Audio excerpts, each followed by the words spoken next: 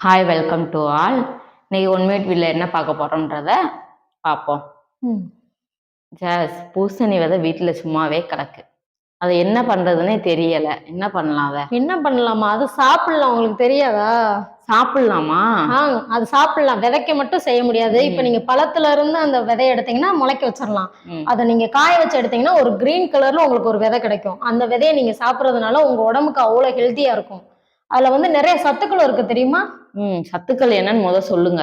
ஆவலா இருக்கேன், ரொம்ப ஆர்வமா இருக்கேன். இப்ப வந்து பூசணி விதையில என்ன சத்துக்கள் இருக்குன்னா மக்னீசியம், பாஸ்பரஸ், துத்தநாகம், விட்டமின் கே, பி, இவ்வளவு சத்துக்கள் இருக்கு. இவ்வளவு சத்துக்கள் இருக்கு. ஆமா. இப்ப அந்த விதை அந்த ஒரு சின்ன விதையில, ஆமா, குட்டியூன் விதையில தான். அந்த விதையை வந்துட்டு நீங்க என்ன செய்யலாம்னா நெய் வறுத்தும் அவங்க டேஸ்ட்டுக்காக சாப்பிடலாம். லைட்டா பெப்பர், உப்பு போட்டுக்கலாம். இல்ல அது வேணாம்னா வெறும் நெய்யை மட்டும். தோலோட போடலாமா? தோலோட தான். அது வந்து ஏற்கனவே தோல் உறிஞ்சுதான் அந்த விதை உங்க கையில கிடைக்குது. இன்னும் நம்ம உரிச்சோம்னா அதுல சத்து இருக்காது.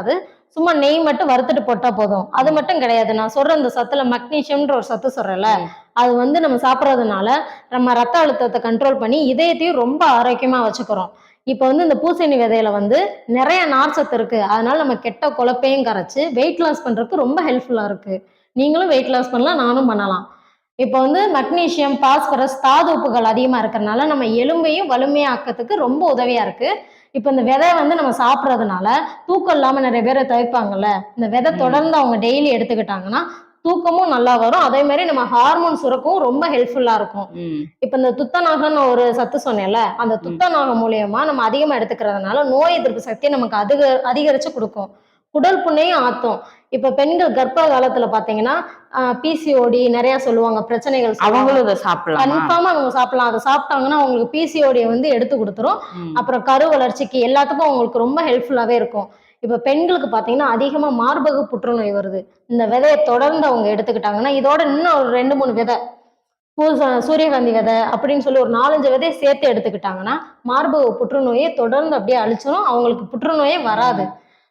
நாங்களும் இல்ல, நீங்களும் எடுத்துக்கோங்க. உங்களுக்கு நோய் நொடி எதுவுமே இல்லாம அந்த விதையை நான் வேஸ்ட் ஆக்காம போய் நெய்ல வறுத்து கூட நான் சாப்பிட்றேன். நெய்ல வறுத்து உங்களுக்கு பிடிச்ச மாதிரி கொஞ்சம் பெப்பர் உப்போட போட்டு சாப்பிடுங்க. அவ்வளவு டேஸ்டாவும் இருக்கும், ஹெல்த்தியாவும் இருக்கும்.